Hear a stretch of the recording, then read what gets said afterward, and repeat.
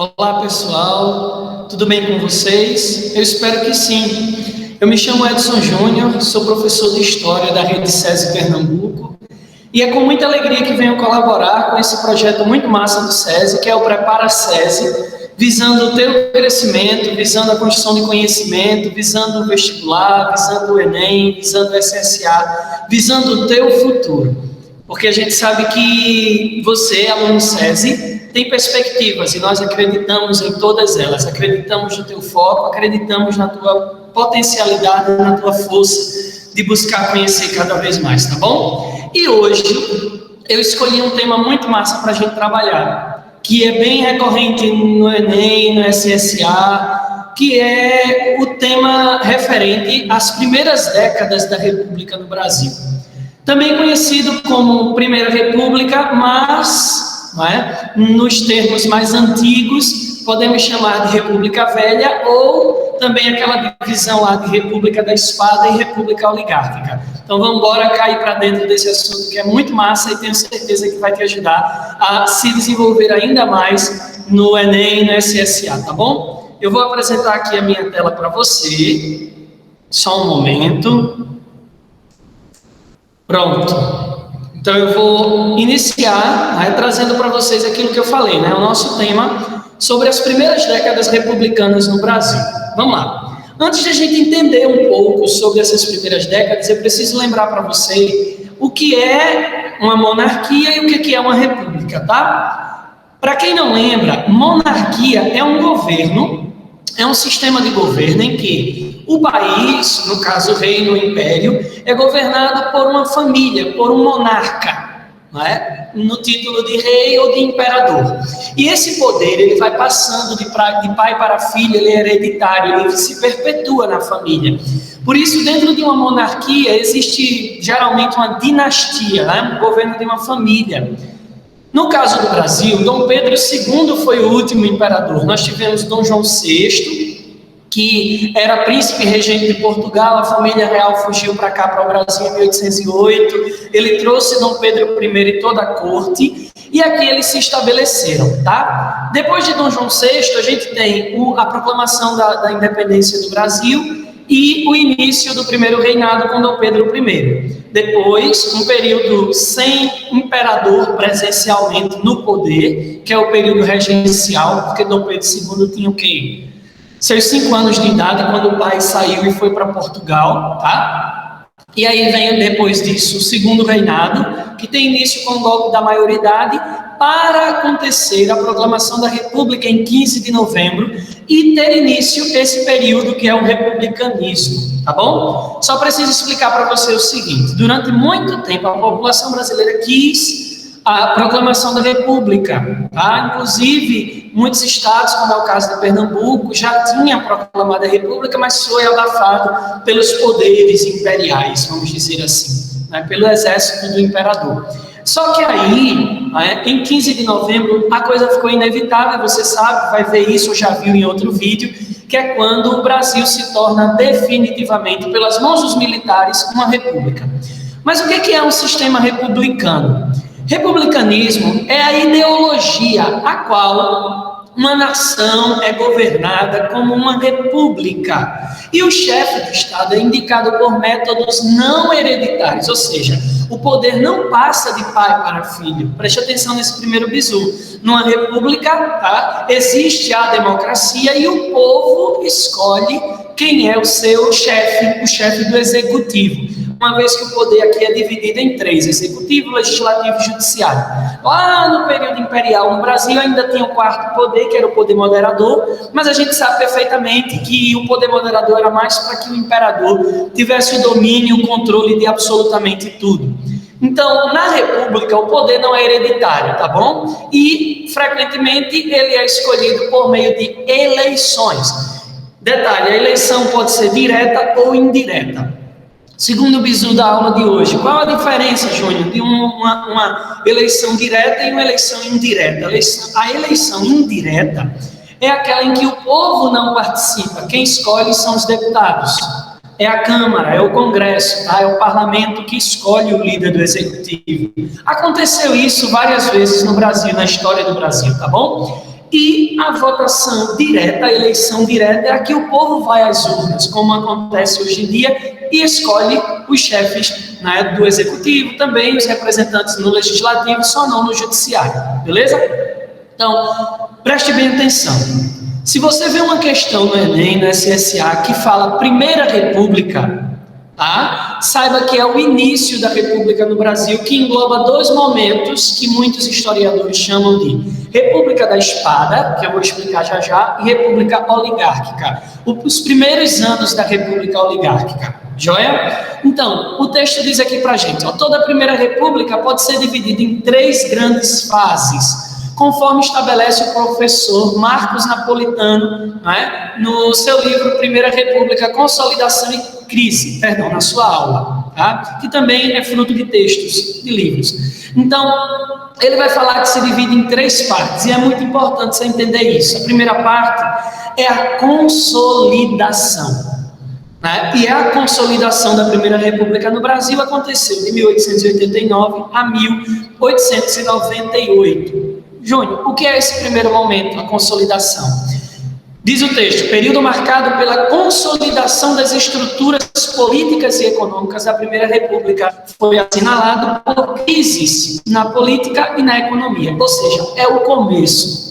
E todo começo é difícil. Então é o começo onde o sistema governamental vai se estabilizando, onde ele vai se estruturando, onde ele vai ganhando corpo, forma, para que todos entendam o que é que está acontecendo a partir de agora, tá? Segundo momento, segunda fase da Primeira República no Brasil é a institucionalização.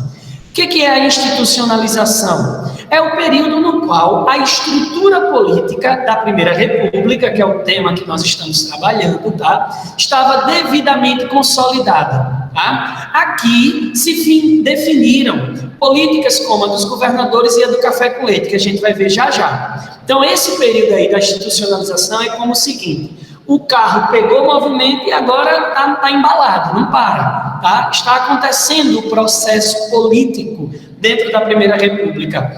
E o terceiro momento, ou terceira fase, que vai de 1921 a 1930, é a crise. Período no qual as estruturas políticas da Primeira República entraram em crise por conta da incorporação de novos atores da política brasileira. Conflitos entre as oligarquias também contribuíram para o fim da Primeira República. Então, veja, a Primeira República ela inicia em 1889, quando é proclamada a República no Brasil em 15 de novembro de 1889, e ela vai até 1930, quando acontece a Revolução de 1930, que vai colocar Getúlio Vargas no poder. Então, todo este período, de 1889 a 1930, é o período, tá, que nós consideramos como um período da Primeira República, e alguns chamam de República Velha, beleza? Algumas curiosidades. No início da proclamação da República, o Brasil precisava de uma bandeira republicana, porque a monárquica tinha o brasão da família imperial e precisava ser abolida, tá? E também uma Constituição. Então, nos primeiros dias, foi colocada uma bandeira, que é essa que vocês estão vendo aí, que tem o nome de bandeira liberal, muito parecida com a bandeira dos Estados Unidos, porque o Brasil tinha essa ligação, sabe? Esse joguinho mesmo com os Estados Unidos desde o início. Detalhe, a segunda bandeira é a bandeira positivista, que é a que a gente conhece até os dias de hoje, e é a bandeira atual da República Brasileira.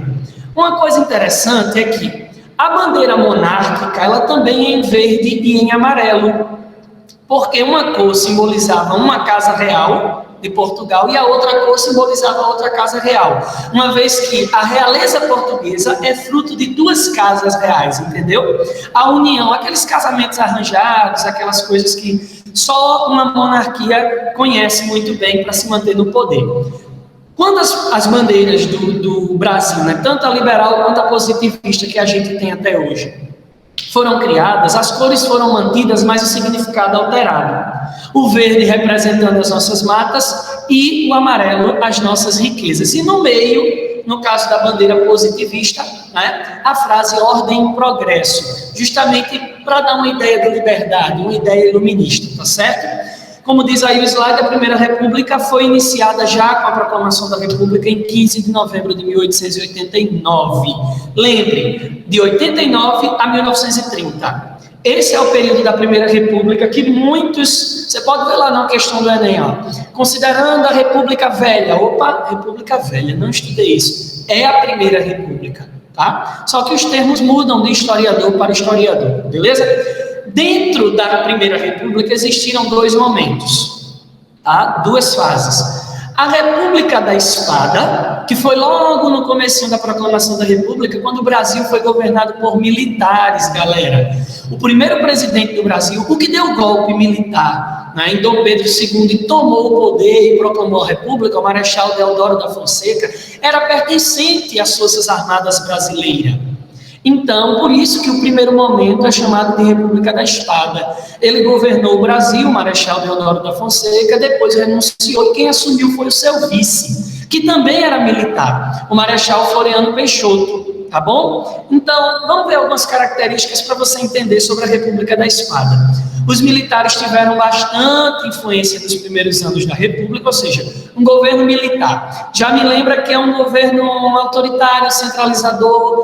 E por que a República da Espada não durou? Porque tinham medo que os militares no poder fizessem como Dom Pedro fazia, tanto o segundo quanto Dom Pedro I, e instituíssem de volta o poder moderador, um poder centralizador, certo? Então a galera tinha medo do autoritarismo militar, isso é fato. E aí o segundo tópico diz, Marechal Deodoro da Fonseca e Marechal Floriano Peixoto representaram o governo militar na primeira fase da República. Então os dois estão aí nesse período da República da Espada. Foi aí que aconteceu a Revolução Federalista, certo? Essa revolução é aquela que vai dar direito e autonomia aos estados, né, às federações, de terem suas próprias formas de política, uma liberdade maior, tá bom? Segundo período, o período das repúblicas das oligarquias. Bom, o que é que significa a palavra oligarquia? Para quem não sabe, a oligarquia é governo de poucas pessoas governando. Então isso significa dizer que grupos elitistas assumiram o governo do Brasil. Então preste atenção.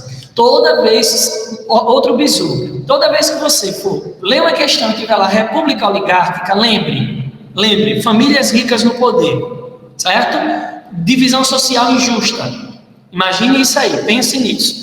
A política do país era dirigida por oligarquias agrárias. Veja bem, o Brasil era potencialmente agrário, tinha indústria, mas a força do Brasil ainda era a agricultura. Então os grandes donos de cafezais, os grandes donos de plantações de cana-de-açúcar, os latifundiários, galera, aquela turma que tinha muita terra, muita riqueza, muito poder, os ex-escravocratas, porque agora a abolição da escravidão já aconteceu, né? Então não são mais escravocratas na prática, né? Mas na teoria ainda são. Então essa galera começou a governar o Brasil, imagina aí. E por representantes civis na presidência, ou seja, o período, tá? Desculpa só. O período da República Oligárquica é esse período em que eles vão governar, certo?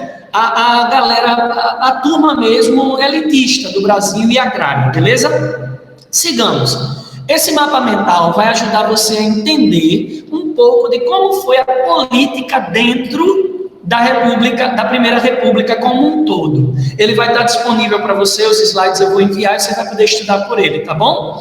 Primeiro que foi feita a Constituição do Brasil, né? A primeira Constituição, óbvio, republicana, porque o Brasil já tinha tido Constituição no período imperial, com Dom Pedro I, Dom Pedro II. Agora é uma Constituição republicana, que definia o seguinte: primeiro tópico, federalismo, ou seja, divisão dos estados e suas autonomias, presidencialismo, o Brasil não seria mais governado por um imperador, um rei, e sim por um presidente, sistema eleitoral, sufrágio universal masculino, homens maiores de 21 anos de idade e que tivessem posses é que podiam votar, veja como era excludente, né? A mulher só vai entrar depois. E o Estado laico, separação entre Estado e Igreja, ou seja, durante o Segundo Reinado, durante o Império, durante a monarquia, né, a igreja tem uma ligação muito forte com a política no Brasil, então isso foi separado em tese, né, vamos dizer assim, na Constituição de 1891.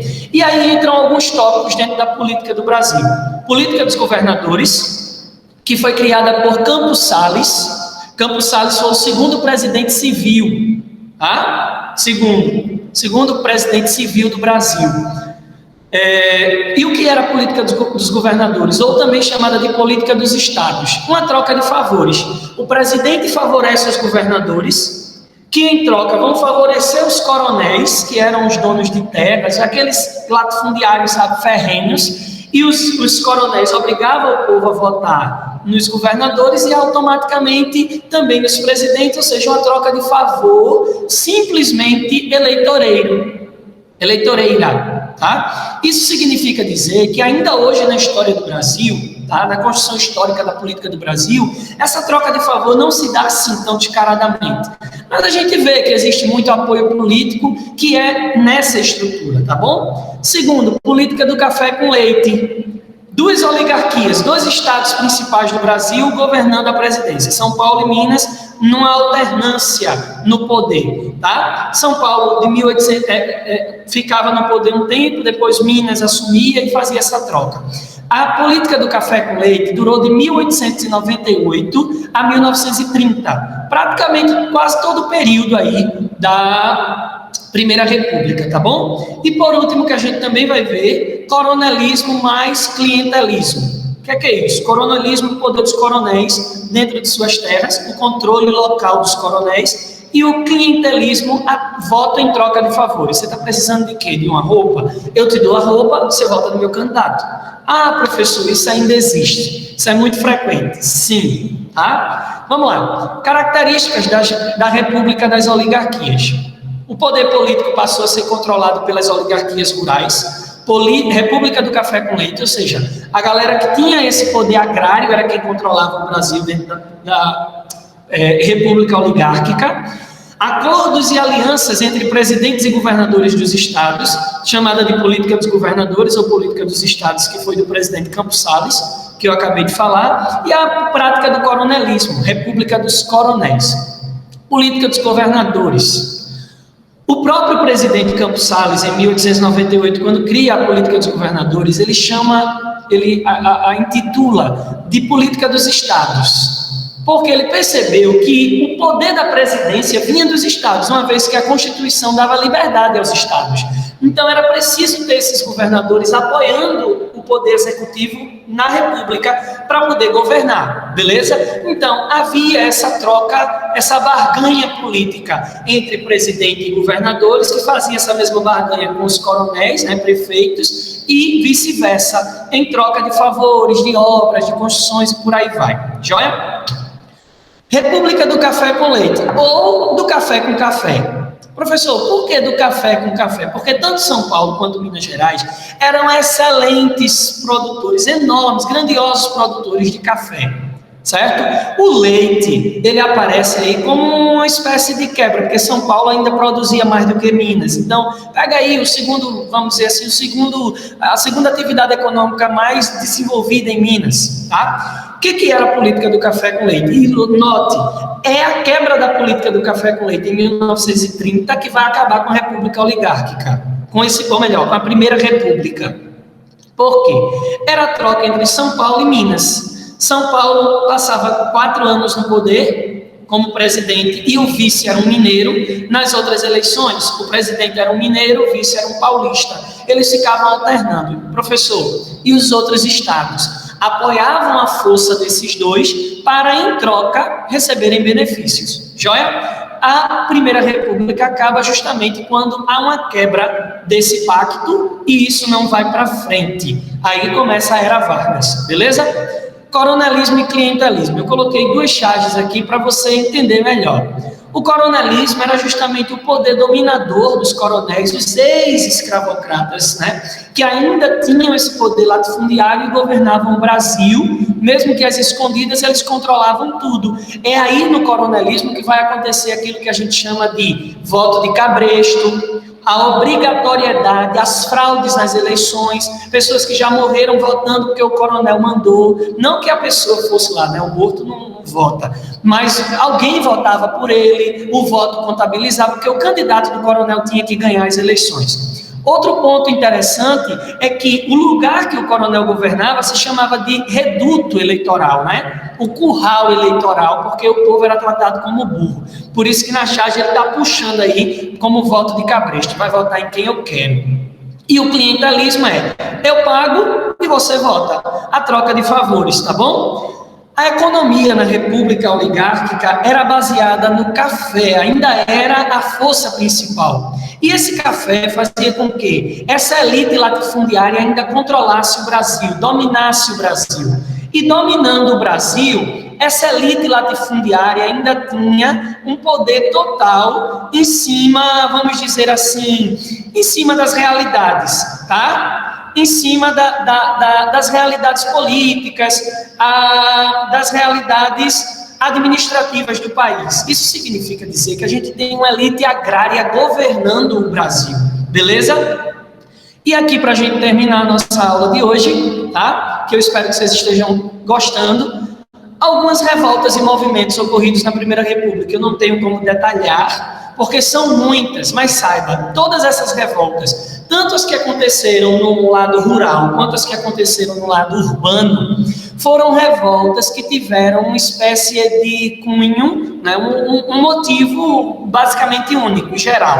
Qual era esse motivo? Insatisfação. Insatisfação com a República, insatisfação com altos impostos, insatisfação com a condição de vida, insatisfação com a corrupção, insatisfação com esse domínio da elite agrária. E aqui cabe citar a Guerra de Canudos, a Guerra do Contestado, o Cangaço e a Sedição de Juazeiro, todas essas daí revoltas rurais, tá? Porque aconteceram em áreas de campo, e as revoltas urbanas, a revolta da vacina, né? Varíola lá no Rio de Janeiro, as pessoas tentando lutar para não receber a vacina porque tinha medo, parece uma atualidade, né? Que a história vai se repetindo e a gente já vai tendo uma ideia do que é que poderia acontecer se não houvesse esclarecimento, tá?